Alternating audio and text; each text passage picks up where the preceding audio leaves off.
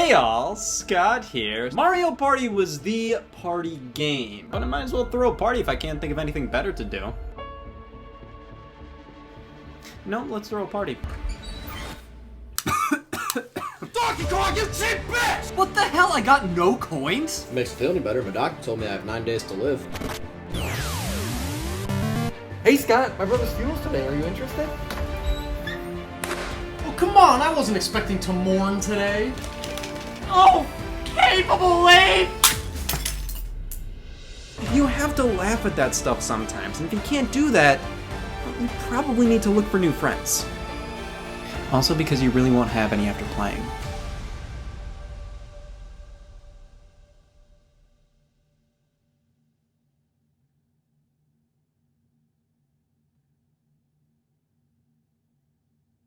Hey all, Scott here, and it's finally the 9-day anniversary of the day I played Mario Party 1 after waiting 4 years to do so. And might I say, it's about damn time 9 days passed. I've been anticipating this moment since the day I started waiting 4 years and 9 days ago, because I thought, what's more impressive than waiting 1,461 days? Well, waiting 1,470. You don't know what you have till it's gone. Where's March 4th, 2023? Classic. Well, that's done. Got all the decorations from the party taken down. Can't really think of anything else I need to do. I've officially done good on all the promises I made. I've got nothing left. What the f***? I'm dead!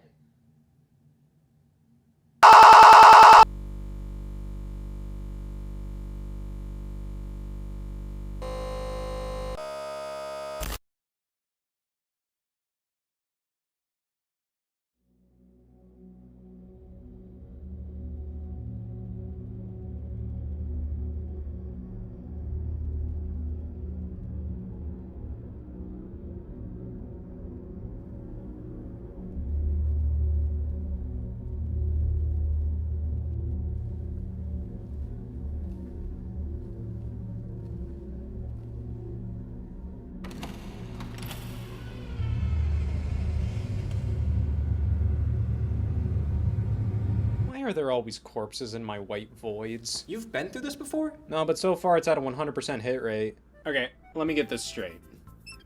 Starting in October of 2020, I took 4 years to decide whether or not to throw my first party. No shame in that. Took me 4 years to get through high school. That brings us to 2024. We all played Mario Party 1, then 9 days later, Rex did the exact opposite of not die, and apparently that was enough to send us here. My theory is, by the time we finally played Mario Party 1 and Rex didn't just bite the dust, he fucking gorged himself on it, our timeline ran its course. It doesn't exist anymore! My inactivity waiting to throw my first party must have done something fierce to the space-time continuum. Whoever's in charge of that thing must have been tired of waiting for something, dear God, anything to happen in our timeline. So at some point, they split the timeline without us knowing, with one timeline going about its day that eternity, and the other reserved for us not doing anything other than eventually playing Mario Party 1 in October of 2024, and Rexmos dying shortly after. And once that happened, our timeline had no more obligations, and thus, it's over. So you're telling me we're stuck in purgatory because Rex ended up dying? Yeah, that's more or less what I was getting at here. Wait a second. Why is this here? Is this some kind of sign? Yeah, maybe we have to pick up where we left off. We have to show whoever the hell is running this timeline that we have what it takes to actually do something of worth. Show we have more in us than just waiting around for years. I think we have to play through a game of Mario Party 3, and that's how we'll get out of here. Only question is, can a corpse play Mario Party 3?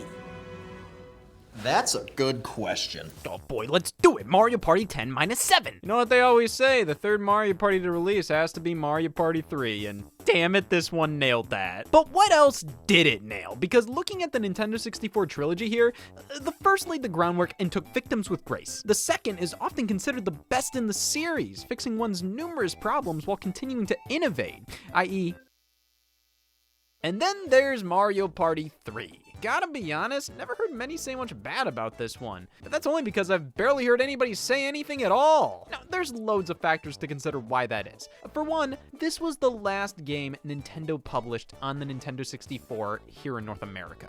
It was 2001. GameCube was releasing later that year. The PlayStation 2 was already out. So another Mario Party that looks nearly identical to the last one wasn't really much of an attention grabber. Secondly, I don't know, I mean, did you really need a Mario Party 3? Mario Party 2 just came out a little over a year prior, and that was damn near court mandated to release. Plus, just 1 year after Mario Party 3, we got Mario Party 4 on the GameCube. And that one, I mean, we're on next-gen hardware. It's a night and day difference. See? Which just leaves Mario Party 3 feeling, I don't know, unnecessary. Like, this is a Mario Party that didn't need to exist. They just sort of put it out as more N64 content. Now, that's to say nothing of the game's actual quality, though. It's just, this one was always more of an obscure entry in the Mario Party lineage. And Nintendo doesn't do a damn thing to combat that sentiment. If anything, they've made it worse. Never re-released this one on the Wii Shop channel or Wii U eShop. When Mario Party 2, they'll re-release that any and all damn day. Mario Party 1 didn't get re-released, but it's Mario Party 1. Yeah, if I had gonorrhea, I wouldn't put that on the Wii U eShop either. But then, they actually brought back 1 alongside 2 via Nintendo 64 on Nintendo Switch Online. And at the same time, they announced Mario Party 3 was coming too. It came out 1 year later. Yeah, they said this would come to the service in September 2022. And it did in October 2023.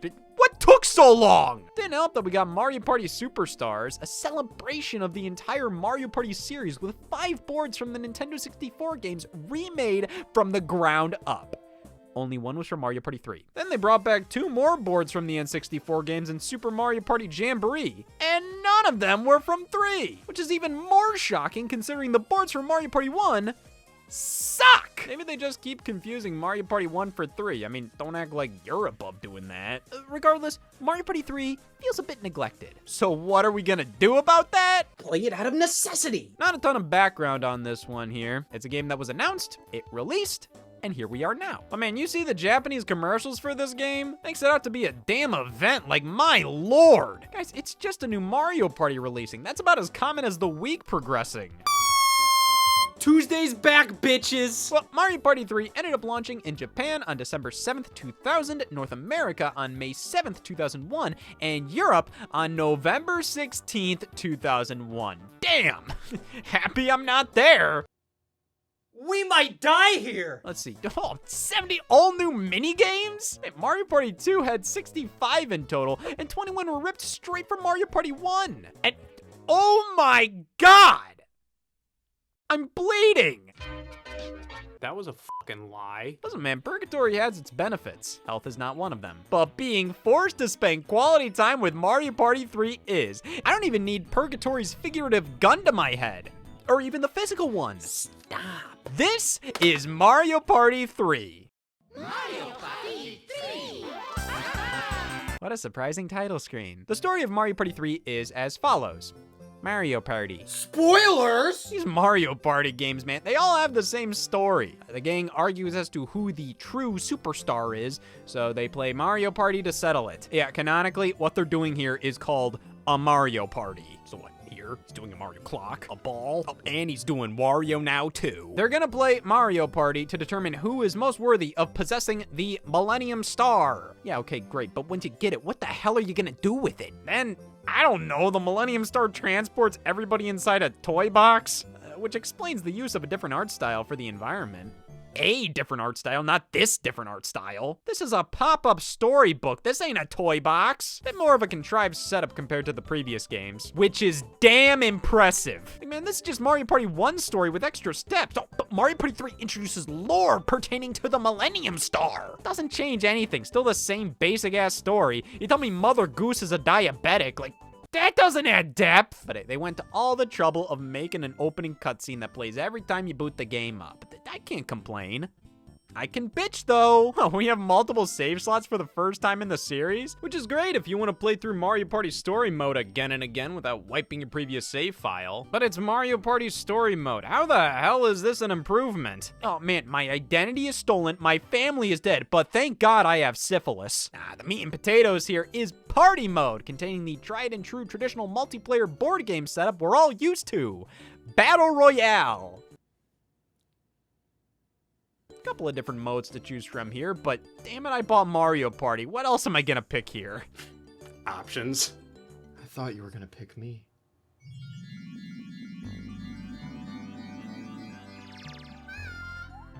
Okay, it's time to set up a game! I'm sorry, but what the f is that?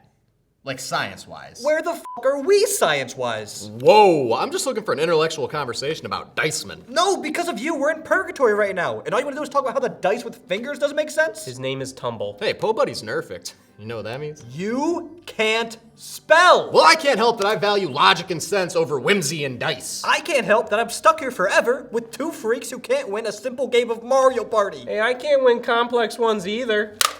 Rex, you're obsessed with Wario. Ouch. And Scott, for someone who loves stupid Nintendo games, you sure suck at playing them. I've always considered that more fun quirk than character flaw. I need you guys to pull it together, okay? Your life depends on this. Kill me. Gone is Toad as the host of the game, and in comes Tumble, a sentient die with not arms and legs, but hands and feet. Oh wow, he's so interesting. Probably begging you to ask him a question about that. It's not like Mario Party hasn't had original characters in it before.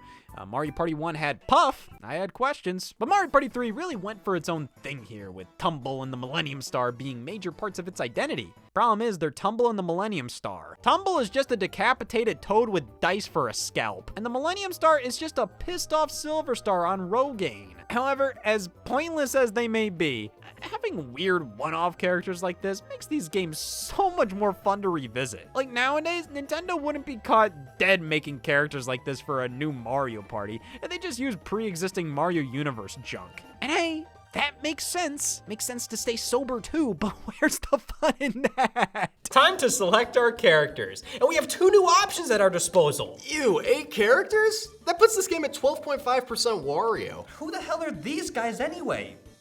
Edgar Allan Poe? Long John Silver? Oh, see, that's... F it. All characters from Mario Party 1 and 2 return alongside, oh finally, some fresh faces. By the way, here's my definition of fresh. This is rancid. But hey, at the time of this game's release, these were pretty substantial inclusions. Daisy and Waluigi definitely injected some variety into the lineup, i.e., there's a second girl now. 1 and 2 were practically nothing but guys. This room must have smelled awful. Now, Daisy's actual role here ain't anything to write home about. When Mario Party 4 rolled around, she received a far more distinct redesign, truly letting her be her own character. But in Mario Party 3, more or less, she's a palette-swapped Peach. She's just kind of there. Hell, she's barely on display anywhere on the box art. Does this count? How about this? Oh, here they're talking about the new playable characters, and they only mention Waluigi. Enough f***ing around. We know why you're here. You want to see a greasy f***ing creep in a Mario Party game, and this wasn't playable. Well, that was the main push with this one. I mean, Waluigi is one of the 3 main characters on the box. He's the villain of story mode. He has a game board named after him. Nobody else does. This was a selling point. And it was only his 3rd appearance in a game. He was introduced in Mario Tennis just months prior. Pretty wild he's such a big focus here. I hope it paid off for the... In all fairness, that could have been because of Tumble. You know, this could have been Toad's opportunity to break into the playable roster since Tumble took over as host, but they were probably too busy sprucing up the returning characters. See, here they are in Mario Party 1 and 2, now here they are in 3. Be careful who you make fun of in high school. They might be just as ugly now, you'll feel bad. All right, what board are we playing on? Unrelated, but is anybody else in the mood for shining gems and slimy bugs? Rex! I said unrelated. Well, hey, how about Woody Woods? I like it for the same reason I like the color green.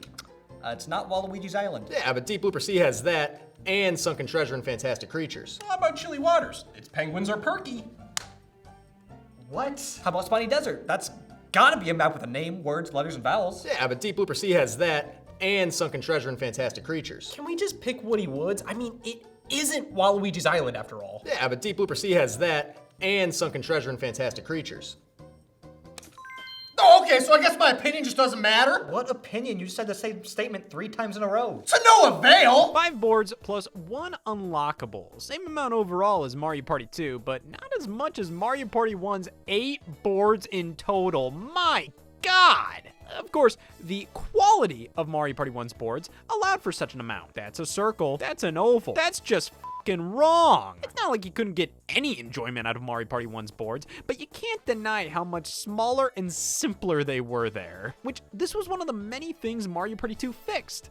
For the most part, because I think Mario Party 3 is where these board layouts were perfected. There's so many more paths to take, choices to make. I think my biggest problem with Mario Party 1, and to a far lesser extent 2's boards, was that you just felt like you were doing the same thing as everybody else a good chunk of the time. Going the same places, using the same strategies. There wasn't enough alternate pathways or things to do on many of these boards. Mario Party 3, these layouts are damn near perfect. Not too big, not too small, densely packed with shops, ways to affect the other players. I honestly don't have a major problem with any of these boards, outside of not giving a shit about them. Alright, so these maps all seem to follow environmental themes.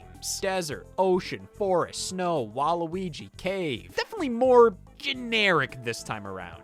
I mean, Mario Party 1 had a damn birthday cake to play on. 2 had an old western village. 3 has a desert. Oh, is it a special desert? Is it really cool? Does it do the unthinkable? What's its deal? It's a desert. The theming is just a bit too generic here for my liking. Now, this criticism makes the boards sound like boring nonsense, but that's not the case. I do quite like the boards here. They're just a bit forgettable in the grand scheme of the series. But we'll get to discussing them individually in due time. We have the turn count to discuss now. Oh my God, I love talking. All right, how many turns are we thinking? Thinking a number, an amount? I want a quantity, damn it! 20 was the age I was 15 years before I could legally run for office. That's a good number. There's actually a new custom turn count option, which doesn't really amount to much. Makes you think you can input whatever number you want. In reality, it just gives you a couple more options and intervals of 5. I do appreciate having more options. I just wish things were more customizable, since that's what the term custom game implies to me. Sometimes a guy just wants a 22-turn game of Mario Party, and damn it, that doesn't make him weird. The fact it turns him on does. Time to decide the turn order. Guys, if the monkey rolls like that every time, I think we have a shot. Scott, you're first up. Please, God, roll something high. We need to win. Oh, I'm sorry. I thought you told me to fucking biff it. Well, let me tell you, they don't call my family the family that rolls an 8 or higher for nothing. I never said my family didn't disown me. All right, Luigi rolls an 8. My father would have loved you. Ooh, I think I'll pick up a skeleton key. Loved you. Oh my God, a hidden block? Like a son. Oh, what the hell is that? A Koopa card? Learn to spell. Spelled card with a D. DK gets a 10? Out of 10. For being a douchebag. He fails at everything. Even being a douchebag? Oh my God, I never thought about it like that. That's like my father always said, everybody's good at something.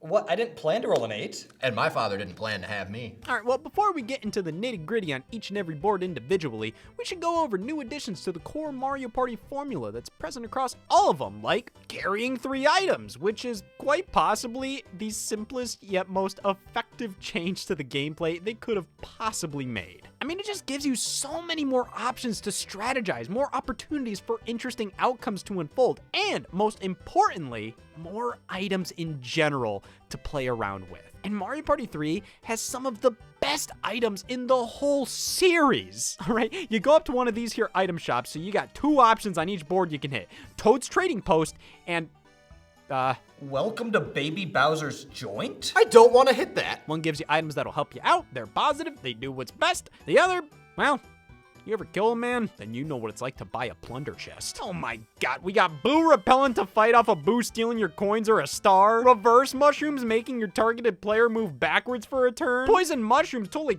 block my crippling any number higher than a 4 fetish. Bowser phone calls Bowser to visit anybody you want on the board, including yourself if you enjoy the odds of a one-man game of Russian roulette. Lucky Lamp changes the star's location to somewhere random. Well, that isn't very lucky at all. The item bag fills up your 3 item slots with an assortment of goods. The barter box swaps your whole suite of items with another player's. Cellular Shopper lets you purchase from a shop wherever you want to. Koopa Card, you can get all the money at the bank. What a steal. You usually need a gun for that. And what just might be the greatest item in Mario Party history, the Wacky Watch. Picture something that can single-handedly change the outcome of your night in mere seconds.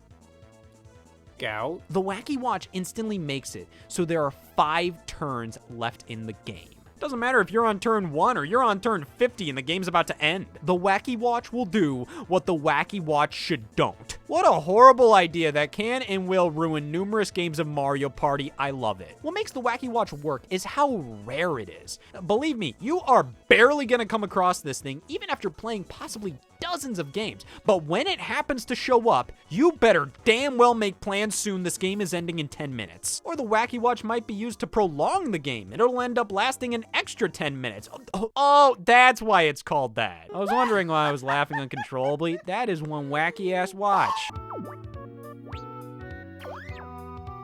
And you got the gopher to do something? Love him or hate him, you gotta admit, I fucking hate him. Ooh, first mini game, Snowball Summit. You guys know the trick to this one? I think the W stood for win. I thought it stood for walk off the ledge. The W stood for don't walk off the ledge. Wario, are you gonna do something here? Why bother? I'm a winner at my core. Any further inputs would just be a waste. Are you sure the W didn't stand for what the f was that? What other game has an item where its whole gimmick is to end the game early? Yeah, in the moment it might ruin everything, but it's not just bullshit for the sake of bullshit. Somebody has to use it because they want to. And you can use it at the right time to your benefit if the game is ending soon, but you may need just a bit more time, or if it's turn 3 and you're already winning. It. And this is all in addition to most items returning from Mario Party 2. The only one that didn't make the cut was the Bowser Bomb.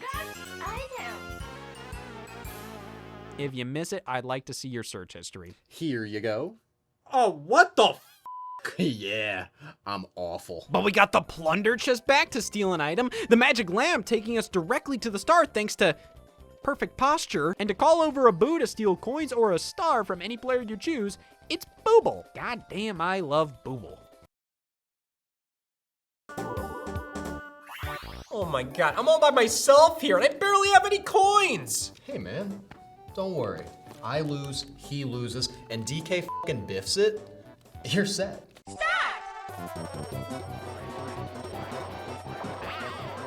Wow! I'm actually winning title toss! I may finally get some coins, buy a star, win the game, and bring us back to reality myself!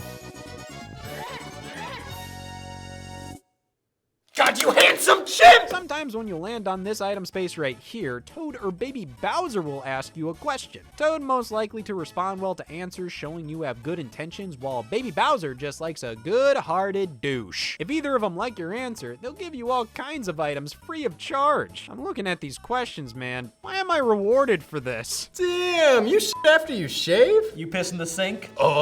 Yeah. I like you. You're keeping it real.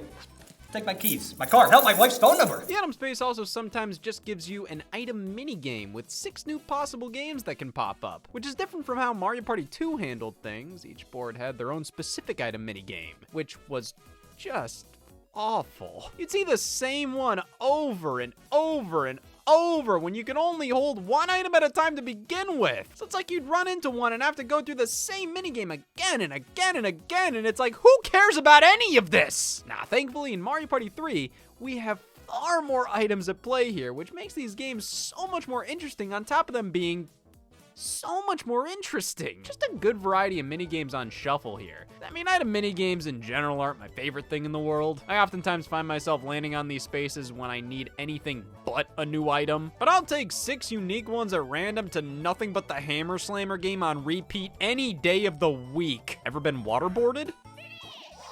You've gotten the gist. Now, if item minigames are returning, you know battle minigames can't be far behind. The baboon triggered a battle minigame. That shit's fucked. That f***s shitted. Well, the shit gets fucked and the fucks get shitted. Am I wrong? Are you right?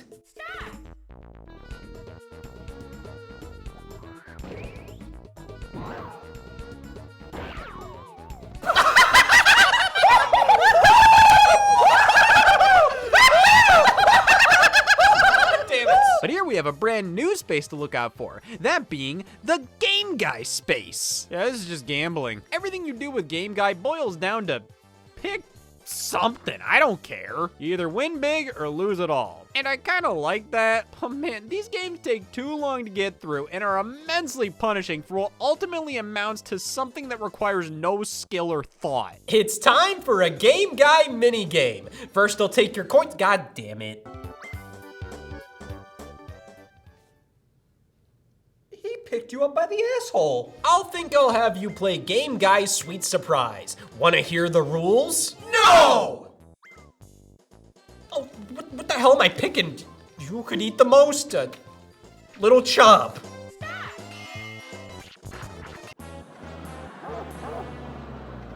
Little Chomp? I didn't want to judge a book by its cover! Yeah, tell it to an arachnophobe picking up a copy of Charlotte's Web. That's fucked up. Like, damn, that's fucked up. Well, I have no coins now, so you happy? No! My father hated me! Just give me chance time over this, because while that's random as well, it affects multiple people and it varies between devastating outcomes and piss baby problems. With that said, chance time is more or less the same as the last game, though now they don't let you move around to choose which block you want to hit first, which, as superfluous as that was, I do really miss it. It was kind of this little thing you could do to feel like you had more control of the outcome than you really did. See, I did that. Thank me. I am welcome. Whoa, it's your lucky day. Baby Bowser's come out of the woodwork to ask you a truthful question. Listen to me carefully.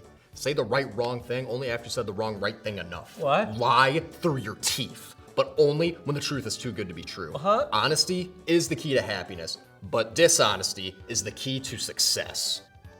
Do you like to study?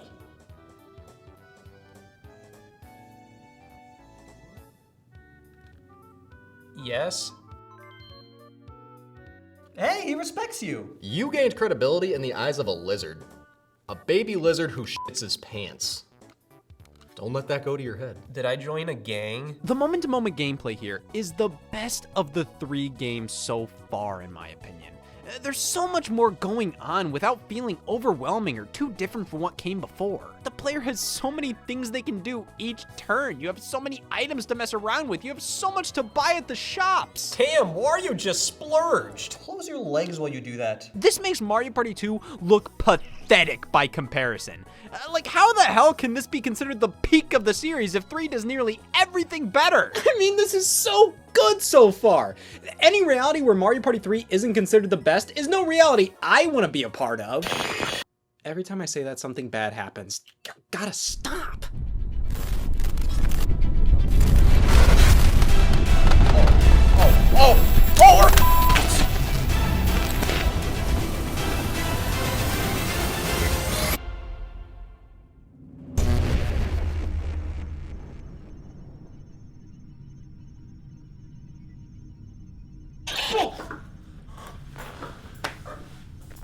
It was like that when I got here. Guys, our timeline is officially Okay, Mr. Negative. We have to keep playing Mario Party 3 to save it. Come on, it's our only hope!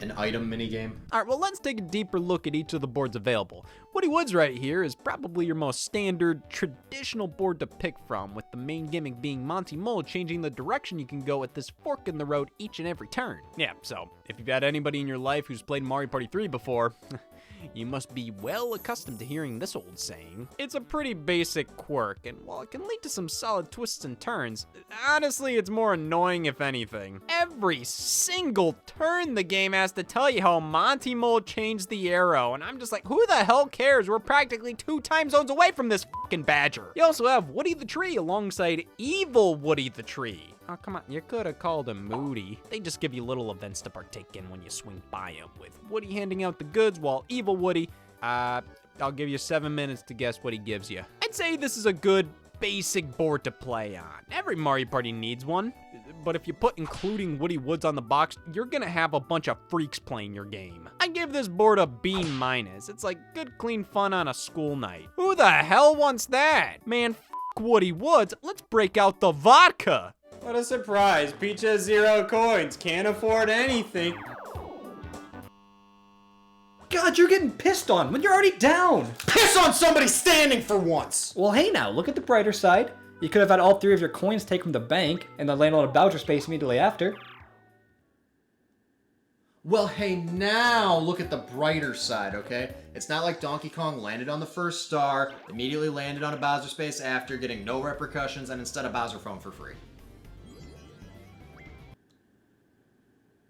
Well, hey, now look at the brighter side. Boulder Ball. Woo! Who's laughing now? That's right! You guys! F*** this! Chili Waters in Deep Blooper Sea. No, sorry, Bloober. Apparently, they kept changing the spelling of the name of these things, with Mario Party 3 being one of the very last remnants of this scandal. Damn, how old are you? You remember when Oop was Oob? And these two sort of blend together for me. They're both 1-star difficulty boards, both based around water, both have some portions where the layout's pretty similar to one another. I guess if I had to pick one, I'd go with Deep Blooper Sea, as Chili Waters has this whole middle portion where if more than one person lands on it, everything crumbles and you all move off of it. The concept of this shortcut being here is great, especially because the top has this snowball that can chase you down if you don't time a jump properly. But this is the centerpiece of Chili Waters. It's pretty damn likely somebody's gonna be lurking around there when you are, especially when you try to escape and you just can't for some reason. I'd rather take my chances dealing with the snowball. I mean, hell, failing the timing of this jump isn't necessarily a bad thing. You could do that intentionally if you want to move a certain bit of spaces without the need of a specific dice roll. And you could go in the middle if your name is this. There's definitely some fun choices to make here, and it's still fine to play on, but I'd personally give this board a flat C, unlike Deep Bloober Sea, which gets a C+. This blooper mom will put you on a different path if you land on a happening space, which tells us 1, bloopers f***, and 2, that this is a far less intrusive gimmick than Chili Waters. But this isn't! This fish will try to suck you up, and then you gotta play Russian roulette on this path with one of the buttons firing you off to God knows where. But hey, I think these are all spread out and implemented far better than what Chili Waters does, so good on you, Deep Bloober Sea. You're playable enough to the point I just don't give a f*** about you. Oh God, another Bowser space? I don't want to see this! Well, hey, just turn to your side.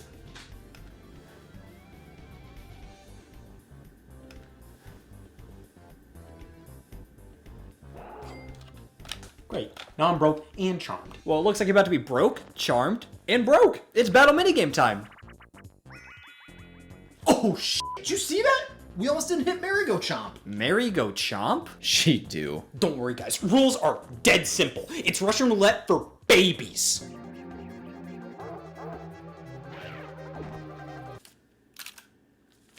Check it out. Memories. Makes it feel any better, that made me happy. Woo! There is a god! And his name is... I love Wario! God, you freak! Hey, I'm not a freak. Canonically, I'm a bastard. Spiny Desert's big gimmick is how 2 stars appear on the board, though one is a mirage and you won't know which is which until somebody comes across one of them. I love this idea. Sure, it's luck-based, but once somebody decides to take a plunge on a star spot and it turns out to be fake, it's almost like you gotta cooperate together to figure that out, and once you do, fuck you, fuck you, fuck you, fuck you. Solid B. These whirlpools of quicksand aren't too obtrusive, but still prevalent enough to add some nice tension and tactics to your playthrough. And this cactus jumping portion is actually a pretty fun, engaging challenge to nab a shortcut. I like this map, no joke. Well, if this is no joke, this makes me a fucking comedian. Creepy Cavern is one of those boards. Half of it is off limits unless you sweet talk the womp by landing on a happening space or you pay 5 coins to use the minecart. So you either gotta be lucky or rich. But to be that rich, you gotta be lucky, and to be that lucky, you gotta be rich. I just can't be comfortable here. It's not bad, it's just one of those once-in-a-while maps. Not something you want to play each and every time. Unlike Waluigi's Island, our only unlockable board in the game. You have this bomb that keeps ticking down when somebody lands on a happening space, with the eventual explosion taking all the coins of anybody nearby. This one section sees each of the spaces all transform into something else each and every turn. There's so much going on here. It's one of the more hectic boards throughout the whole series. But that's what makes it so damn good. Well, that caps off what, in my opinion, is an excellent collection of boards. Even the lesser ones here are still more than okay to play on. But like I said, I don't find most of these maps to leave much of an impression. They're not the most memorable out there. But that doesn't matter all too much when you're in the thick of it actually playing a game of Mario Party. Like, oh gosh, I'm having so much fun, but will I remember Deep Bloober Sea on my deathbed like I would Wario's Battle Canyon? No, but that says more about how dog shit Wario's Battle Canyon was. Do you like dog shit? No. You son of a bitch! A hidden block? A magic lamp? A load of bullshit. Oh, Bowser! Why couldn't we have a chance time or something instead? Oh, no, nothing good ever comes from chance time. Swap items with a douche? Give all your coins to the best kisser? Everybody loses 20 coins? Wario too! Oh, what now? Baby Bowser broadside? Well, I'd rather check out his broadside than his joint. Yeah, never trust a kid offering you a joint. Yeah, that's a literal child. It can't be good. Teaming up with a monkey, eh? Can't do shit for yourself, huh? It's a team game. The enemy of my enemy is my friend. Which tells me Donkey Kong f***ing hates himself. Now, as previously stated, Mario Party 3 has a bit of a unique art style. Evil Woody gives you bad items. Doesn't look bad at all, and I commend them for doing something different this time around, considering the previous 2 games. Wait, these are 2 separate games? But to be honest, it's just not all too striking. Pretty much just a bunch of flat artwork with thick outlines. That's Mario Party 3's big shtick. It's different, just not very striking. I honestly think if you bring up Mario Party 3 has a unique art style, to most people, they'd respond with, what? Like, look at these boards. The only things flat are random bits of terrain and shrubbery, and then there are these weird pre-rendered 3D elements that are just at an odd scale. Monty Mole has reversed all the arrow signs. What's his problem? I look Holy at on Google. Are you guys seeing this mouse? What do they do? Thing's fucking huge! He's massive! Oh my god, it's like a fucking fairy tale! Holy shit. If any biologist saw that, they'd have to resign. Like, science can't explain that. Like, honestly, tell me, do you guys think it's big? No. Because, like, you can be honest with me, but I don't think I'm gonna respond well. Because that's the biggest fucking mouse I've ever seen. Oh, yeah. I don't know. I'd say this is the best looking Mario Party on the console. But what, do you think that took courage to say? Why, of course. Much like it would take courage to say.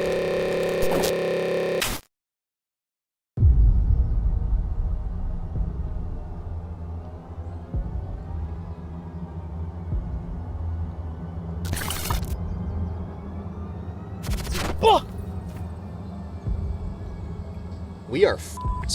Well, seems like we're at the end of the universe, and all hope is lost. Personally, I'm looking forward to my imminent demise. Just trying to look on the bright side, you know? Thinking of all the things we could be doing after we're gone. Rotting, decaying, rigor mortis, and hey, I heard you shit yourself after you die. How about that? No, we can't stop playing! Oh, enough with that, Mr. Negative. We can if we're dead. Okay, it's a battle minigame. 28 coins are for grabs. It's locked out. get the same key that matches the door. Question. What? You weren't paying attention? That's the most important thing we could be doing right now. You don't know me. You don't know what's going on in my life. Oh, you son of a bitch. Did you just call my dad a bitch, you bastard? Go to hell. My parents love conceiving within wedlock. Oh, so being a bastard's a bad thing now? I was actually trying to give you a compliment for calling my dad a bitch. He hated me. But God, I fucking love you, man. We won. You know, maybe we can get through this together.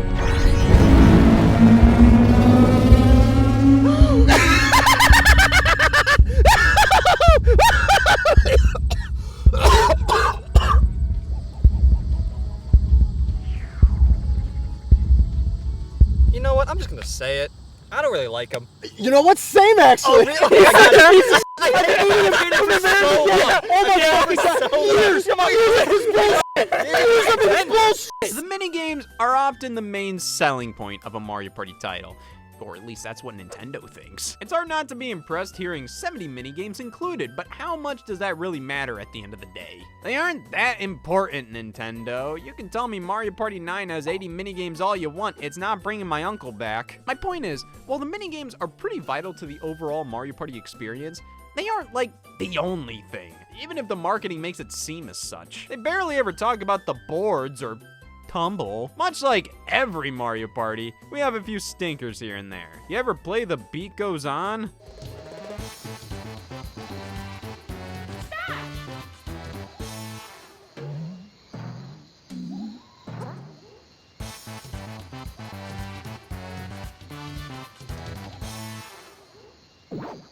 Donkey Kong, you cheap bitch! Picture Imperfect is almost like this game's take on Facelift from the previous two, though here, it's way less charming and playable. You want to hit the block when the right facial features line up, but it just ends up going so fast. Why bother? It's pointless to even try.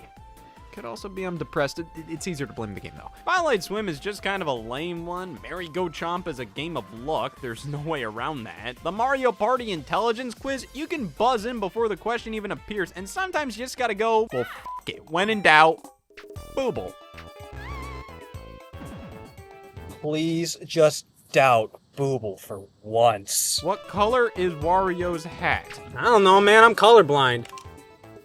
And I can't spell. Yeah, there's a couple pretty bad ones, but every Mario Party has some lame mini games. And honestly, needs them too. As much as some games suck, the fear that the roulette will land on one of these, and if it all comes down to who wins a round of, you gotta be fucking kidding me. That's kind of the spirit of Mario Party right there.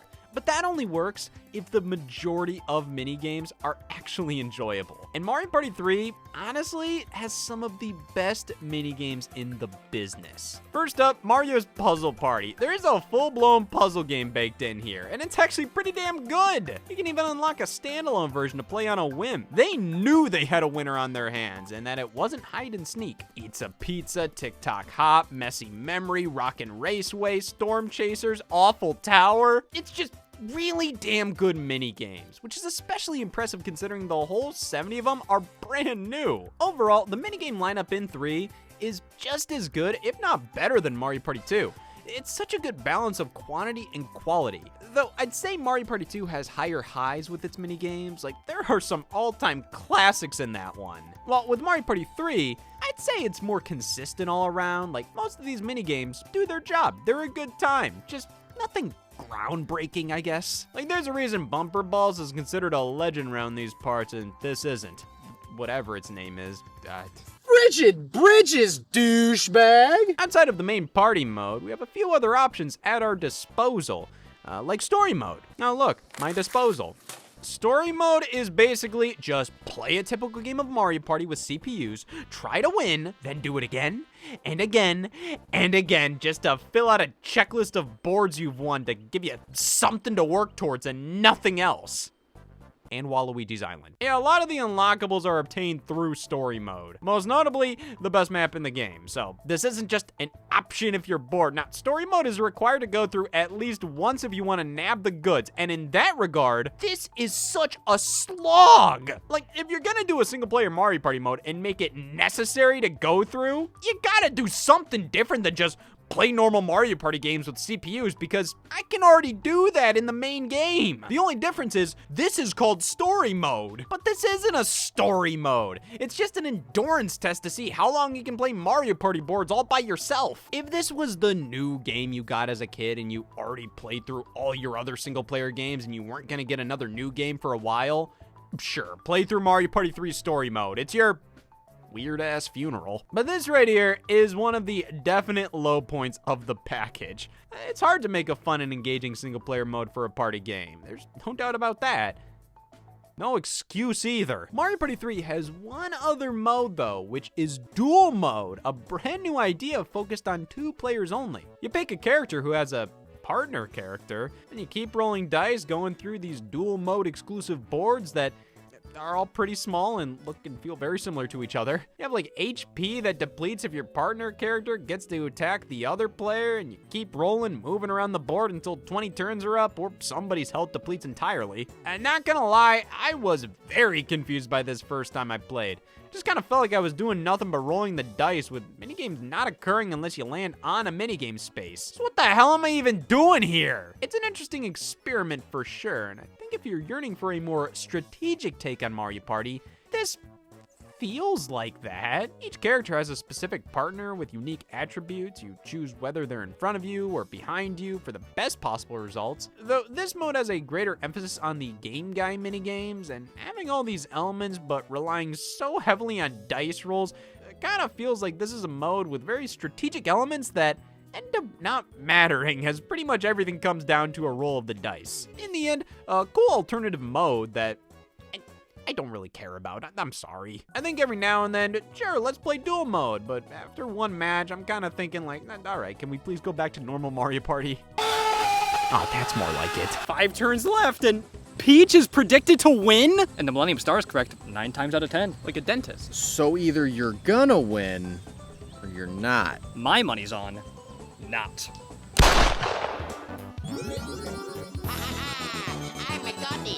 That's what we in the business call hitting the A button. I hate slang. Looks like the next star is right next to Wario? I am satisfied. I'm honored. Hell, I'm even Wario. I never thought I'd get this far. Jim! Being here, playing Mario Party in the store. He's calling but I'm Bowser so on glad I took the risk Peach? of the FBAA when I did. To Donkey Kong, it's like my dad always Everybody said, do I the hate you. Bowser And I thought it was shuffle. simple. It's on Arbor Day, died playing bowl over, and he always hated me. Now, I never agreed with my father's We're all stance on swapping sex, you know, places? What? I'm right next to the star now! You! Plagiarist! Oh, you don't own the spot. That's just because the patent office is slow today! Hey, you have 2 magic lamps. You can just teleport over to the star. No, I can't, because I don't want to!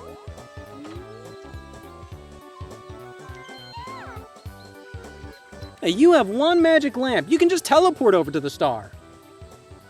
Come on, man. You don't even have enough coins for a star. I could give less of a Yeah, think less than that. And now the final results. But first, the bonus star.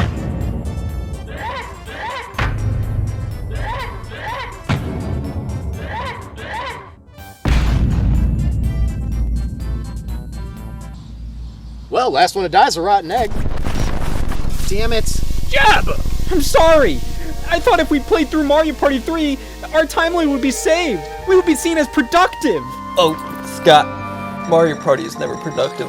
It's always a waste of goddamn time. But it's time worth wasting on our telling that ape to go himself.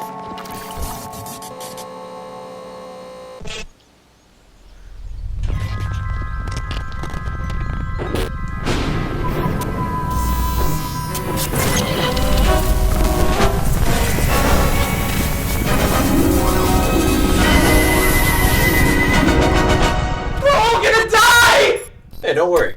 These things have a way of working themselves out.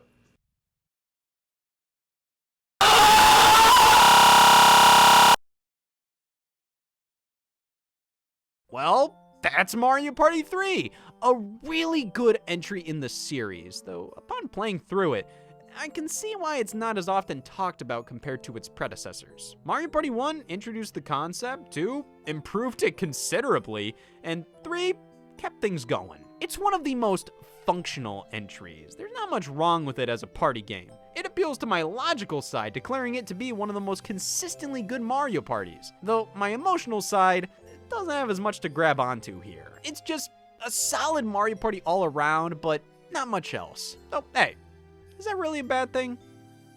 Oh my god! Is this really it? Oh, just because Rex died of some incurable disease? Wait. What the f? I'm dead! Rex didn't die of some disease! His doctor shot him! This all could have been avoided! His death wasn't entirely certain! There's a million things that could have happened there! He could have been shot! He could have not been shot! My timeline doesn't deserve to die just because Rex did! Okay, well maybe I also spent too much time not doing anything. Maybe I wasn't making the most out of the life I had and I wasted it away there. Maybe I should have just made a decision in a couple of minutes there and started playing Mario Party 1 in 2020. But no, I just had to sit there thinking about it until 2024. Why did I do that? I made things so needlessly complicated and I got myself into this mess. Okay, it might not be fair to blame Rex. I think I caused most of this, but hey, you can't say I didn't try to fix everything. What? So I guess we didn't need to play through Mario Party 3 to save our timeline. Then why the hell was this in the void with us?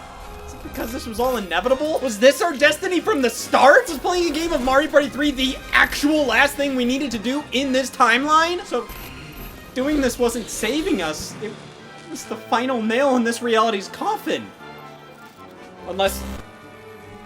F***ing shucks. Okay, whoever's in charge of this timeline, I'm sorry. I'm sorry I made things so complicated. I'm sorry I didn't make the most out of what you gave me. I'm sorry you had to find a way to justify me waiting all that time. But the least you can do is please, just give me one last chance. Let my timeline live.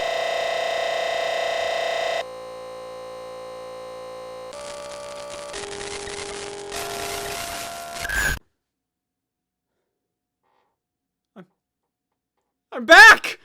Everything's okay! Thank you! Well, now I'm gonna do what's right. Something. It's time to play Mario Party 4. Or maybe I should take a nap first. Maybe I'll go golfing instead.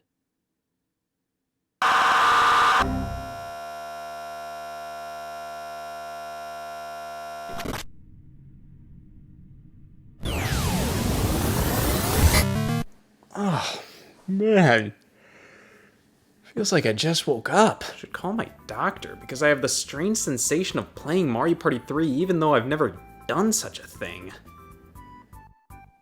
This may be fatal. While I may not have played that game, I get the sense that somehow, somewhere, some version of me has, which, hey, that's enough for a free diagnosis. They don't just hand those out to anybody. You gotta ask for it first. Well, I never got around to throwing a party to play the first Mario Party, gave up on waiting for that long ago, but played Mario Party 2 in the meantime, and never got to play Mario Party 3, so timeline-wise, you know what that means. My shit don't make no sense.